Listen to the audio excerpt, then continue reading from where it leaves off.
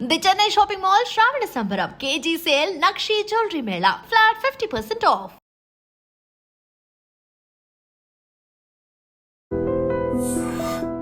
Hi hello నమస్తే welcome to I dream media. నేను miss Ravya. ఇప్పుడు మనకి చాలా యాడ్స్ వస్తున్నాయి. ఒక 10 ఇయర్స్లో మనము ₹1,00,00,000 సంపాదించవచ్చు అంటున్నారు. సో అది నిజమా? ఎంతవరకు నిజం? ఎలా సంపాదించాలి? వీటిలన్నింటి గురించి మనతో మాట్లాడడానికి ఇవాళ ఉన్నారు ఫైనాన్షియల్ ప్లానర్ మధు గారు. నమస్తే సార్. నమస్తే అండి. ఎలా ఉన్నారు? ఫైన్.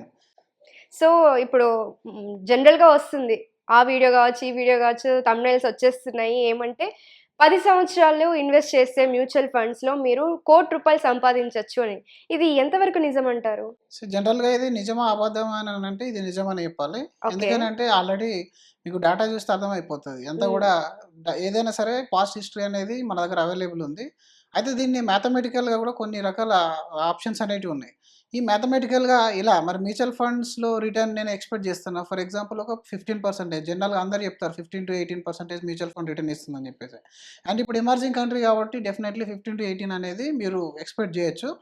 అయితే దీన్ని మ్యాథమెటికల్గా ఒక ₹1,00,00,000 10 సంవత్సరాల తర్వాత నేను చేయాలి అనుకుంటే ఎలా? అంటే ఇప్పుడు దీన్ని కూడా ఒక 1,00,00,000 గురించి ఎందుకు మాట్లాడుతున్నామని అంటే చాలామంది 3,000, 5,000, 10,000 చేసేసి దాన్ని మళ్ళీ ఒక 6 నెలల నుంచి తగ్గితే ఇది విత్డ్రా చేయడం, పెరిగితే మళ్ళీ ప్రాఫిట్ బుక్ చేసుకోవడం, ఆ గేమ్స్ ఆడుతూ ఉన్నారు కానీ ఒక వెల్త్ క్రియేట్ చేయట్లేదు ఎవరు కూడా.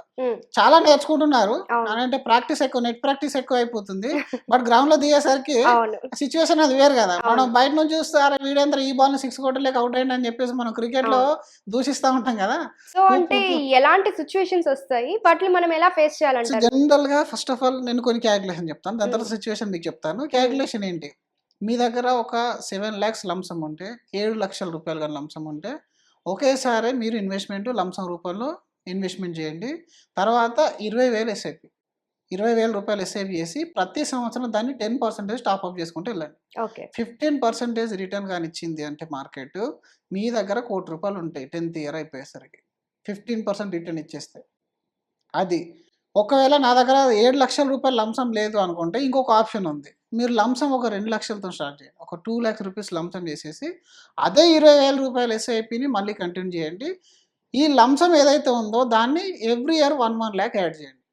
ఎవ్రీ ఇయర్ 1 lakh యాడ్ చేస్తూ మీ ఎస్ఐపిని కూడా అప్గ్రేడ్ చేయాలి. ఎందుకంటే మీకు సాలరీలు పెరుగుతూ ఉంటాయి కదా ఎవ్రీ ఇయర్. ఆ తర్వాత మీకు బిజినెస్ ఇన్కమ్ పెరుగుతూ ఉంటుంది కదా. పెరుగుతూనే, పెరగకపోతే నో ప్రాబ్లం. అంటే ఇన్కమ్ తో పాటు ఎక్స్‌పెండిచర్ కూడా పెరుగుతుంది. ఎక్స్‌పెండిచర్ పెరిగినప్పుడల్లా మనం పెంచుకుంటేనే పెరుగుతుంది, ఎక్స్‌పెండిచర్ లేకుంటే పెరగదు. అంటే ఇంటరెన్స్ పెరుగుతాయి కదా సార్, 5 ఏళ్ళకి ఇట్లాగా అంత పెరుగుతుంది. బట్ మనం ఇప్పుడు మ్యాథమెటికల్ క్యాలిక్యులేషన్ ప్రకారం చెప్పాలంటే అందరూ వాళ్ళకున్న కెపాసిటీ ఏం ఇన్వెస్ట్మెంట్ చేయరు. వాళ్ళ కెపాసిటీకి 50% చేస్తారు. ఇప్పుడు మనం 20,000 ఎస్ఐపి అని అంటే 50,000 ఉన్న వాళ్ళు చేయరు. ఇది 1,00,000 చిల్లర శాలరీ ఉన్న వాళ్ళు 20,000 ఎస్ఐపి ఈజీగా చేయగలుగుతారు. రైట్. ఈ 1 lakh రూపీస్ లంసంతో పాటుగా ఎవ్రీ ఇయర్ ఆ 10% టాప్అప్ చేయండి ఎస్ఐపిని. చేస్తే మీ 10th ఇయర్ కంప్లీట్ అయిన నాటికి మీ దగ్గర ₹1,00,00,000 ఉంటాయి. ఇది మ్యాథమెటికల్ అంతే, 15% రిటర్న్. అయితే చాలామందికి మీరు అడిగిన క్వశ్చన్, మరి ఎలాంటి పరిస్థితులకు సిద్ధం కావాలి? 15% రిటర్న్ అనగానే మొదట 2 లక్షలు పెట్టినాను, తర్వాత 20,000 ఎస్ఐపి అంటే దాదాపు 2.4 lakhs అయింది. ఇప్పుడు 4.4 lakhs పైన 15% క్యాలిక్యులేషన్ చేసేసి సార్ నాకు రాలేదు అని చెప్పేసి నువ్వు మళ్ళీ ఎగ్జిట్ కావద్దు అక్కడ. ఇదేంటి ఎఫ్డి కాదు, ఇదేంటి పోస్ట్ ఆఫీస్ కాదు, ఇది స్టాక్ మార్కెట్. స్టాక్ మార్కెట్లో లైన్ ఎప్పుడు సరే ups and down zigzag lines లోనే గ్రో అవుతుంది, రైట్. అంతేగాని మీకు ఇట్లా స్ట్రైట్ గా ఎవ్రీ ఇయర్ 15% ఇవ్వదు. అందరూ అర్థం చేసుకోవాల్సింది ఏంటంటే మ్యూచువల్ ఫండ్ లో 15% అన్నారు, మరి ఇక్కడ 7 కనబడుతుంది, -10 కనబడుతుంది, -6 కనబడుతుంది, 20 కనబడుతుంది. ఎప్పుడైనా సరే మీరు యావరేజ్ 15% అంటాం. యావరేజ్ 15% అంటే మీకు మార్కెట్ బాగా సపోర్ట్ చేస్తే 30%, 40% రిటర్న్ ఇస్తుంది.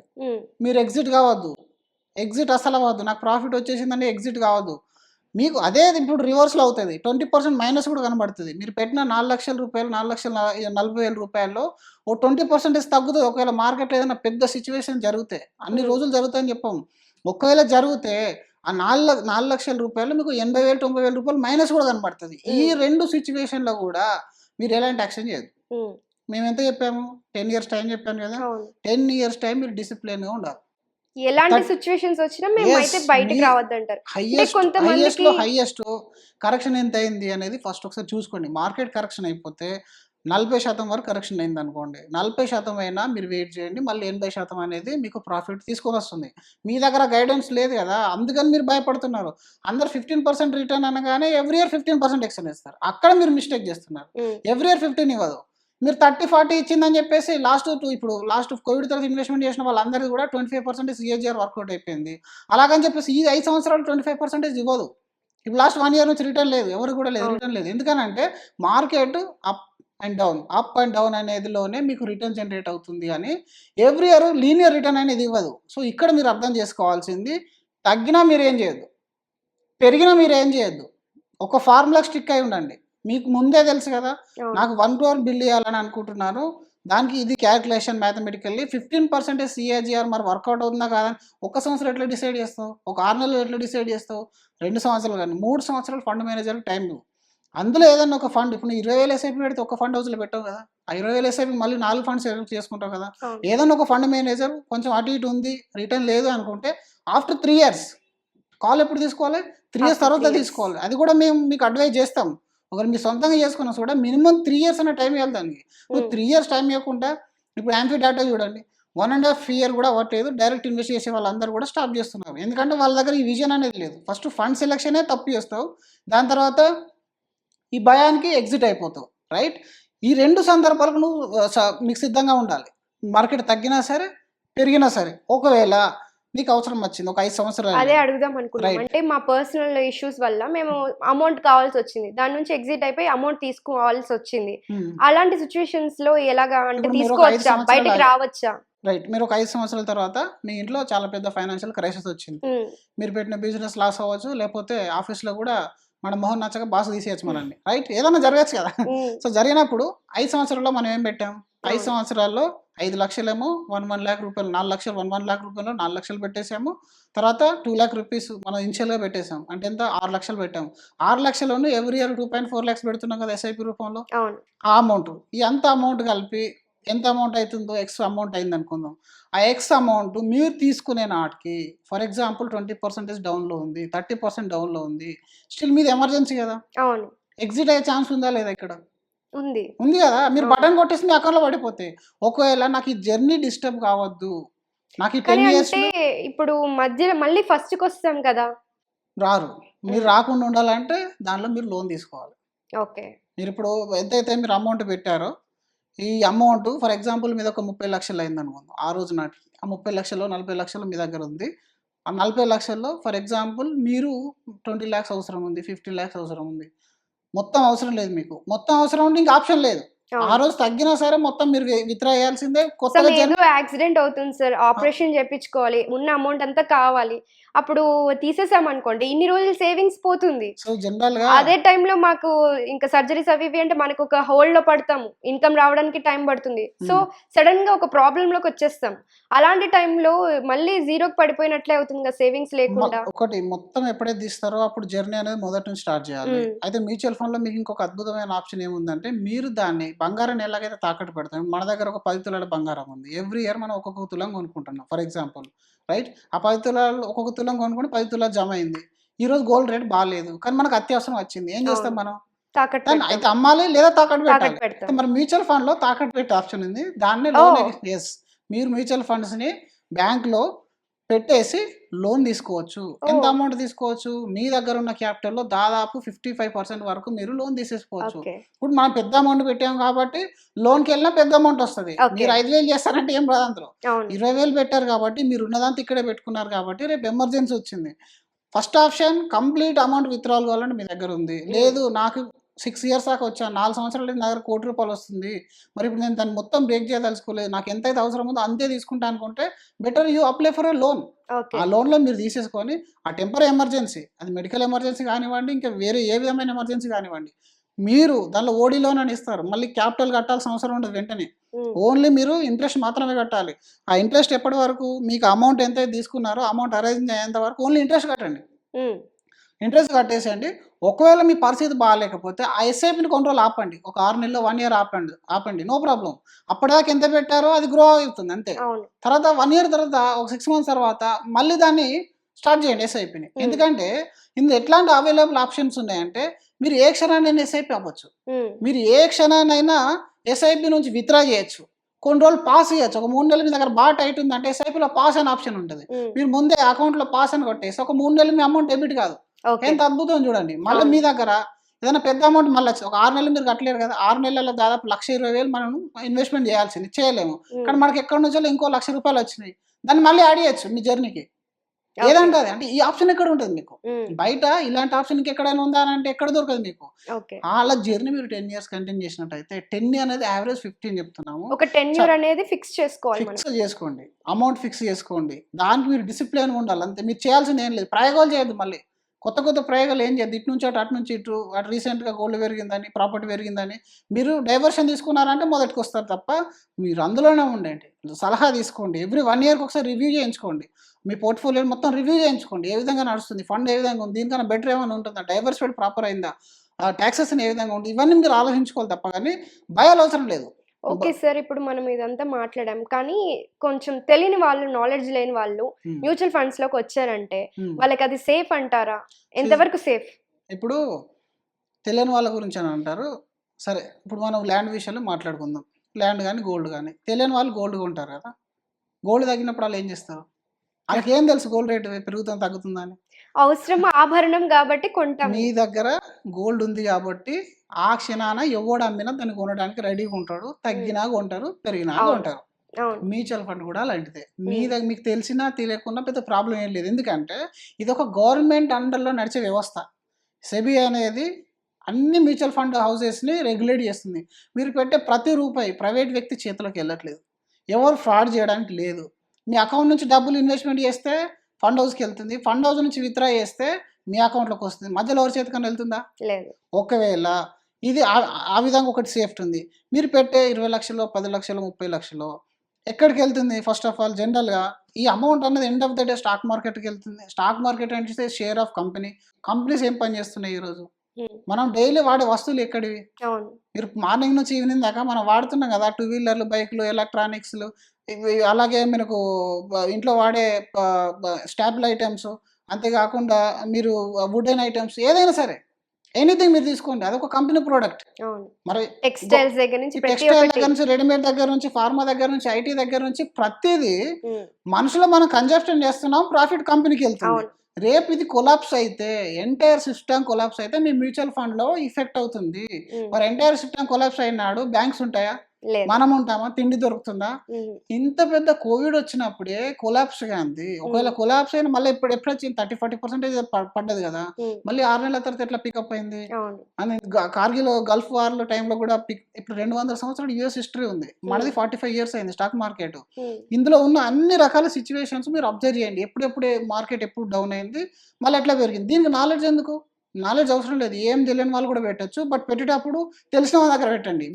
మీకు తెలియకుండా కానీ అడ్వైజర్ కన్నా తెలియాలి. ఆయనకు తెలియకుండా ఫండ్ మేనేజర్ కన్నా అట్లీస్ట్ తెలుసు. ఫండ్ మేనేజర్ కాదు, మధ్యలో అడ్వైజర్స్, మ్యూచువల్ ఫండ్ డిస్ట్రిబ్యూటర్స్ ఉంటారు, బ్యాంక్స్ ఉంటాయి, వాళ్ళకి తెలుసా లేదా తెలియదు చెప్పండి. ఎందుకంటే వాళ్ళు మ్యూచువల్ ఫండ్ అని చెప్పేసి ఇంకో ప్రోడక్ట్ మీకు అంటగట్టకుండా ఆ మాత్రం అయితే నాలెడ్జ్ తెలుసుకోండి. వచ్చిన తర్వాత మనకు పోర్ట్ఫోలియో జనరేట్ అయిందా, యూనిట్స్ అలొకేట్ అయినాయా, నా అమౌంట్ ఎంత డెబిట్ అయింది, ప్రజెంట్ ఎంత కనబడుతుంది, యాప్ లో తీసుకోండి. కొంత నార్మల్ గా ఇప్పుడు మ్యూచువల్ ఫండ్స్ కి నార్మల్ ఈక్విటీకి డిఫరెన్స్ ఏంటంటే మనకి ఒక ఫండ్ మేనేజర్ అంటారు. ఫండ్ మేనేజర్ కాకుండా మళ్ళీ మనం ఒక అడ్వైజర్ దగ్గరికి వెళ్ళాలి అంటారా? జనరల్ గా ఫండ్ మేనేజర్ అనే వాడు మీతో ఇంటరాక్ట్ కాడండి ఎప్పుడు కానీ. ఫండ్ మేనేజర్ అంటే ఒక ఫండ్ మేనేజ్ చేస్తారు, కొన్ని వేల కోట్ల ఫండ్స్. ఇప్పుడు మీరు ఎస్బీఐ ఫండ్ ఫర్ ఎగ్జాంపుల్ తీసుకుందాం, ఎస్బీఐ స్మాల్ క్యాప్ లో ఒక అమౌంట్ ఇన్వెస్ట్మెంట్ చేస్తే దానికి ఫండ్ మేనేజర్ ఉంటుంది, ఆ స్మాల్ క్యాప్ ఫండ్ మేనేజ్ చేయడానికి. అందులో కొన్ని వేల కోట్ల ఇన్వెస్ట్మెంట్ వస్తుంది, రకరకాల అక్రాస్ ఆల్ ఇండియా నుంచి. దాన్ని వీళ్ళు ఎక్కడైతే స్మాల్ క్యాప్ కంపెనీస్ ఉంటాయో వాళ్ళని టెక్నికల్ అండ్ ఫండమెంటల్ అనలైజ్ చేసేసి దానిలో ఇన్వెస్ట్మెంట్ చేసి ఆ రిటర్న్ అనేది తీసుకుంటారు వాళ్ళు, రైట్? ఆ రిటర్న్ జనరేట్ చేస్తారు. కానీ మీరు ఇప్పుడు ఎస్బీఐ స్మాల్లోనే పెట్టాలా, టాటా స్మాల్లో పెట్టాలా, లేదా నేను హైబ్రిడ్లో పెట్టాలా, బ్యాలెన్స్లో పెట్టాలా, నాకు రిటైర్మెంట్ ఉంది, లేకపోతే నా పిల్లలు ఎడ్యుకేషన్ ఉంది అనుకున్నప్పుడు మీ దగ్గర ఒక 5,000 ఫండ్స్ ఉన్నాయి. మన దగ్గర 5,000 ఫండ్స్లో మరి ఎందులో పెట్టాలి? అది తెలియదు చాలా మందికి. అది తెలియడానికి మధ్యలో ఒక అడ్వైజర్ ఉంటారు, అది బ్యాంకులో అమ్ముతారు, మ్యూచువల్ ఫండ్ డిస్ట్రిబ్యూటర్ కూడా అమ్ముతారు. వీళ్ళు ఇంపార్టెంట్. ఫండ్ మేనేజర్ మీకు ఇంటరాక్ట్ కాడు, మీరు ఇన్వెస్ట్మెంట్ చేసేస్తే ఆయన దగ్గరికి వెళ్ళిపోతుంది, ఆయన చూసుకుంటాడు. Fund manager is different and advisor is different. Advisor దగ్గర పని ఏంటంటే ఫస్ట్ వాళ్ళు మిమ్మల్ని అర్థం చేసుకుంటారు, మీకు అవసరం ఎప్పుడు, మా ఇన్కమ్ ఏంటి, మా ఎక్స్‌పెండిచర్ ఏంటి, మీకు ఫ్యూచర్ లో డబ్బు మళ్ళీ ఎప్పుడు అవసరం పడుతుంది, అది మెయిన్ గా అందరు చూసేది. ఇప్పుడు అందరు మీకు ఒక ₹1,00,000 సాలరీ వస్తాయి. ఎస్ఐపి చేయమంటే ఏమంటారు? ఓ 2,000, 3,000 స్టార్ట్ చేస్తారు. కానీ 2,000తో 3,000తో మన లైఫ్ చేంజ్ కాదు. 10 ఏళ్ళు చేస్తే ఎంత అవుతది? 20 ఏళ్ళు చేసినా కాదు అది. ఎందుకంటే అప్పుడు ఇన్ఫ్లేషన్‌లో కొట్టుకొని పోతారు. కాబట్టి ఒక రైట్ ఎస్ఐపి చేయాలని గైడ్ చేసే వాళ్ళు ఆ అమౌంట్ కూడా మనం కరెక్ట్‌గా ఇన్వెస్ట్‌మెంట్ చేయాలంటే దాన్ని గైడ్ చేసే వాళ్ళు డిస్ట్రిబ్యూటర్స్ ఉంటారు. సో అది సొంతంగా నేను చేయగలుగుతానంటే మీరు చేసుకోండి. సొంతంగా చేయలేను అనుకుంటే అంటే బెటర్ రిజల్ట్ గానీ మీరు పర్ఫార్మెన్స్ వైజ్ గానీ నాలెడ్జ్ లేని వాళ్ళకి ఒక అడ్వైజర్ ఉంటే బెస్ట్ అడ్వైజర్ అంటారు. 100% ఉండాలి. నాలెడ్జ్ ఉన్న వాళ్ళకి కూడా ఉండాలి. ఎందుకంటే బయాస్‌నెస్ ఉంటది. మనకు మైండ్ మన మాట వినదు. అది మన మాట వినకుండా మీరు డిస్ట్రాక్ట్ అయిపోతారు. ఈ జర్నీ అనేది అంత ఈజీగా ఉండదన్నమాట. నేను చెప్పాను కదా! -30లు, +30లు 2 సందర్భాల్లో కూడా మీకు వివేకం మనం కోల్పోతాం. ఇప్పుడు గోల్డ్ చూడండి 1 ఇయర్ బ్యాక్ నుంచి 100% రిటర్న్ వచ్చిందంటే మీ దగ్గర ఇప్పుడు రైట్ ఉంది. మీరు క్లిక్ కొట్టేస్తే అమౌంట్ అకౌంట్‌లో పడతది. దాన్ని తీసుకెళ్ళి మళ్ళీ అందులో కొంటారు. అది మరి ఎవళ్ళు మీకు చెప్పాలి? డైవర్సిఫై ఎవరు చేయాలి? ఇదంతా ఒక అడ్వైజర్ పని అన్నమాట. కొంతమందికి 5, 10 ఏళ్ళు నేను ఇందులో ఉన్నాను నాకు తెలిసింది అనుకుంటే మీరు రిస్క్ తీసుకుంటా టైం మార్నింగ్ నుంచి ఈవినింగ్ దాకా నేను న్యూస్ చదువుతా ఇన్ఫ్లేషన్ చూస్తా అంటే మీరు డైరెక్ట్ ఇన్వెస్ట్మెంట్ చేసుకోండి. అక్కడ మీకు టైం పోతుంది. ఇక్కడ మీరు పీస్ఫుల్ ఉంటారు. డైరెక్షన్ ఉంటుంది. మీ తరపున ఇంకొకరు మేనేజ్ చేస్తారు మీ ఫండ్స్ ని. వాళ్ళు అమ్మరు కొనరు. జస్ట్ ప్రాపర్ గా ఉందా పోర్ట్ఫోలియో లేదా అనేది మాత్రం చూస్తారు.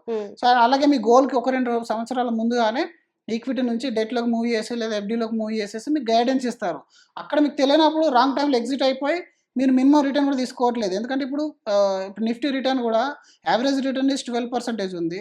ఇన్వెస్టర్ డైరెక్ట్ ఎవరైతే ఇన్వెస్ట్మెంట్ చేస్తున్నారో వాళ్ళ రిటర్న్ 9.5 ఉంది. అంటే ఆ 3% గ్యాప్ అనేది ఫుల్ఫిల్ చేసేది ఎవరు అంటే అడ్వైజర్స్. సో అట్లా అంటే మీకు తెలిస్తే ఓకే, తెలియకుంటే నాకు ఈ టెన్షన్ వద్దు అనుకుంటే అడ్వైజర్ దగ్గరికి వెళ్ళాలి. అడ్వైజర్ దగ్గరికి వెళ్తే కూర్చోండి ఒక ప్రాపర్ ప్లాన్ చేసుకొని నెక్స్ట్ 10 ఇయర్సా 15 ఇయర్సా అది అర్థం చేసుకొని ఇన్వెస్ట్మెంట్ అనేది స్టార్ట్ చేయాలి. దీనికి నాలెడ్జ్ అవసరం లేదు. మీరు ఊర్లో ఉన్నా బయట ఉన్నా ఎక్కడున్నా మీరు పెట్టే అమౌంట్ ఏదైతే ఉంటుందో దట్ ఈస్ 100% ట్రాన్స్పరెంట్. ఇక్కడ సెక్యూరిటీ ఇవ్వము. మార్కెట్ అప్ అండ్ డౌన్ వస్తుంది అదైతే sure.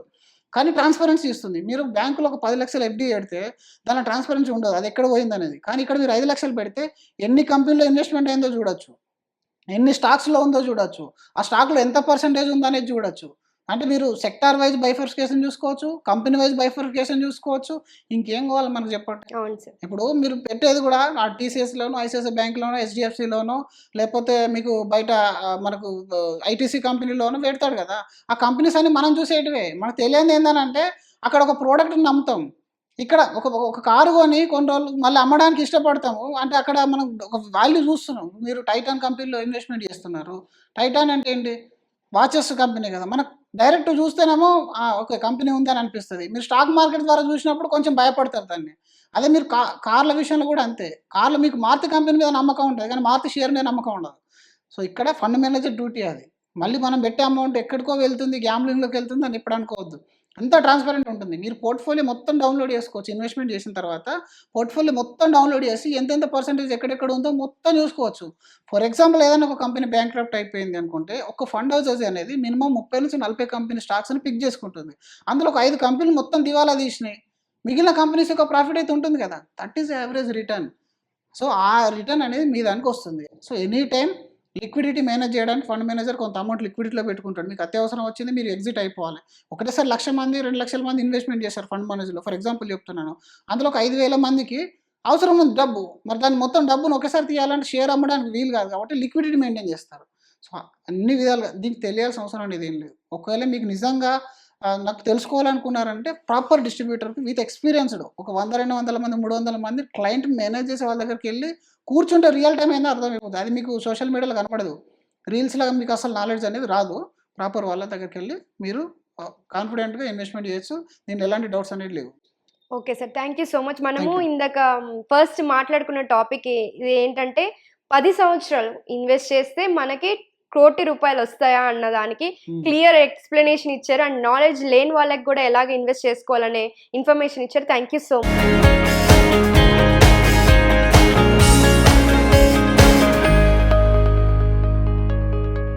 Much sir. Thank you అండి.